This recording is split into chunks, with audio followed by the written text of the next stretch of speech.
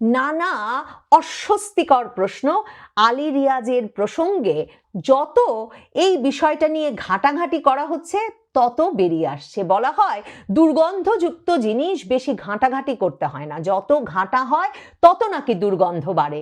তো আলী রিয়াজের দশা হয়েছে সেই অতন্দ্রা নুরিপা নাম হোক বা অন্য কোনো নাম হোক, সেই নারী যদি গ্রেফতার হয়ে থাকেন, সেই নারীর গ্রেফতারের খবর কেন আনুষ্ঠানিকভাবে প্রধান উপদেষ্টার দফতর থেকে জানানো হচ্ছে না, কিংবা সরকারের প্রেস উইং থেকে জানানো হচ্ছে না, বরং এই বিষয়টিতে আইনানুগ ব্যবস্থা গ্রহণ করা হবে এ বিষয়ে আলোচনা না থামালে, এমনটা হুমকি দিচ্ছেন আলী রিয়াজ।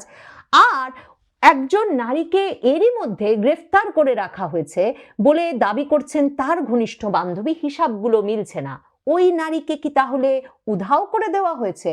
ভীত, উদ্বিগ্ন এবং একজন ক্ষমতাবান মানুষের দ্বারা যৌন নিপীড়নের শিকার ওই নারী এখন কোথায় আছেন, সেই ব্যাখ্যা বা সেই খোঁজ আশা করি বাংলাদেশের নারী সংগঠনগুলো এখন করা শুরু করবে।